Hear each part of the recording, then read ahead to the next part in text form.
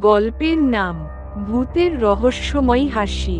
এমন মজাদার গল্প পেতে আমার চ্যানেল সাবস্ক্রাইব করুন এবং কমেন্ট করুন ভিডিওটা কেমন হয়েছে। গল্প শুরু। নয়নপুর গ্রামের এক প্রান্তে ছিল এক নির্জন পাহাড়ি পথ। সেই পথে সন্ধ্যার পর কেউ যেত না। লোকমুখে শোনা যেত, প্রতি শুক্রবার রাত 12টায় সেই পথে এক অদ্ভুত হাসির শব্দ শোনা যায়। হাসিটা যেন মানুষ আর পশুর মাঝামাঝি, ঠান্ডা, নিঃসঙ্গ আর ভয়ানক। গ্রামের লোকেরা একে বলে ভূতের রহস্যময়ী হাসি। একদিন শহর থেকে এক লেখক এলেন গ্রামের ইতিহাস নিয়ে গবেষণা করতে। নাম তার রাহাত চৌধুরী। এসব অলৌকিক কথায় তিনি একদম বিশ্বাস করতেন না, বরং তিনি ভাবতেন এসব গল্প বানিয়ে বানিয়ে গ্রামের লোকেরা নিজেদের মজা করে। তাই তিনি স্থির করলেন তিনি নিজেই সেই হাসির রহস্য ফাঁস করবেন। শুক্রবার রাতে ঠিক 12টায় রাহাত সেই পাহাড়ি পথে গেলেন। সঙ্গে ক্যামেরা, রেকর্ডার আর একটা ছোট ল্যাম্প। চারদিকে অন্ধকার, কেবল জোনাকি পোকার আলো মাঝে মাঝে দেখা যাচ্ছিল। হঠাৎ করে বাতাস থেমে গেল। অদ্ভুত এক শীতলতা ছড়িয়ে পড়ল চারদিকে। এবং তখনই সেই হাসি। কিন্তু এবার সেটা এতটা কাছ থেকে এল যে রাহাত আঁতকে উঠলেন। গলার কাছে ঠান্ডা শ্বাসের অনুভূতি। তিনি পেছনে তাকালেন।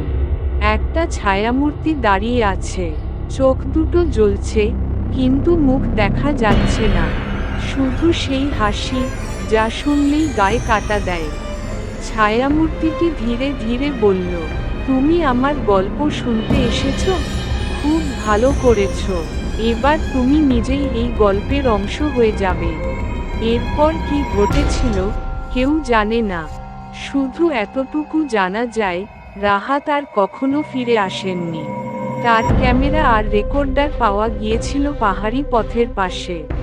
আর আশ্চর্যের বিষয়, রেকর্ডারে শুধু একটি জিনিসই বারবার বাজছিল, একটা বিকৃত, অশরীরী হাসি। সেই হাসি আজও রাত হলে বাতাসে ভেসে আসে। কেউ শোনে, কেউ দেখে, আর কেউই আর ফিরেও আসে না। রাহাত চৌধুরী নিখোঁজ হওয়ার 1 সপ্তাহ কেটে গেছে। তার খোঁজে শহর থেকে আবার এলেন একজন, তার ছোট ভাই আদিল। রাহাতের জিনিসপত্র থেকে একমাত্র পাওয়া যায় একটি পুরনো রেকর্ডার আর ক্যামেরা। কিন্তু ক্যামেরার ছবিতে দেখা যায় না কোনো ছায়া বা ভূত, শুধু ঝাপসা ধূসর আবহ। আর রেকর্ডারে বারবার বাজে সেই অদ্ভুত হাসি। আদিল সিদ্ধান্ত নিলেন তিনি ভাইয়ের খোঁজ করবেন এবং এই হাসির রহস্য খুঁজে বের করবেন। তিনি রাহাতের ঘরে এসে রাতে থাকলেন। ঘরের তাক ঘেঁটে হঠাৎ তার চোখে পড়ল একটি ছেঁড়া ডায়েরি। সেই ডায়েরি সম্ভবত রাহাতের।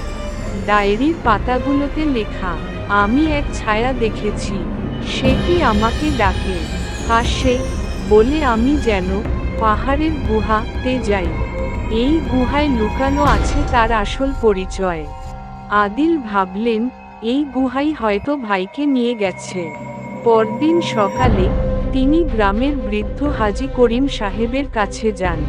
করিম সাহেব বলেন, ওই গুহায় অনেক বছর আগে এক পাগল মানুষ আশ্রয় নিয়েছিল। সে সারাক্ষণ হাসত, মানুষকে ডেকে নিত। তারপর আর কেউ ফিরত না। মৃত্যুর পরও সে যেন ওই গুহাতেই রয়ে গেছে। আদিল রাতে গুহার পথে রওনা দিলেন। ঠিক রাত 12টায় গুহার মুখে পৌঁছে শুনলেন সেই একই হাসি। কিন্তু এবার হাসির সাথে কে যেন বলছে, তুই এলি? রাহাতের ভাই। আদিল পিছনে তাকালেন, আর কিছু একটা ঝাঁপিয়ে পড়ল তার উপর।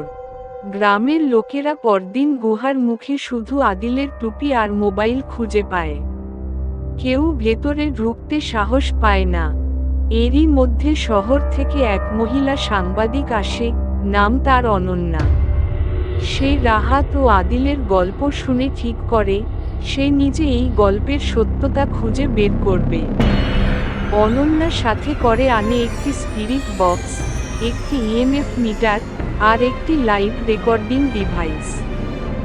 রাতের অন্ধকারে সে একাই গুহার দিকে এগিয়ে যায়, কিন্তু কিছু দূর যেতে না যেতেই তার মিটার হঠাৎ লাল হয়ে ওঠে। বাতাস ভারী হয়ে যায়। সেই হাসি আবার শুরু হয়। তবে এবার শুধু হাসি নয়, অনন্যা স্পষ্টভাবে রেকর্ডারে শুনতে পায়, তারা ফিরবে না, কারণ তারা এখন আমার। তুমি কি ওদের সঙ্গে থাকতে চাও? গুহার ভেতর থেকে হঠাৎ বেরিয়ে আসে দুটি ছায়ামূর্তি, একটা লম্বা, আরেকটা মাঝারি। মুখ নেই, চোখ নেই, শুধু হাসি। অনন্যা দৌড়ে পালানোর চেষ্টা করে, কিন্তু তার পেছনে ছায়াগুলো ধীরে ধীরে এগিয়ে আসে। ঠিক তখনই আকাশে বজ্রপাত হয়, আর গুহার মুখ বন্ধ হয়ে যায় প্রবল শব্দে। গ্রামবাসীরা পরদিন দেখে গুহার মুখে লেখা, এখানে আর কেউ আসবে না, নয়তো হাসি হবে চিরদিনের বন্ধন।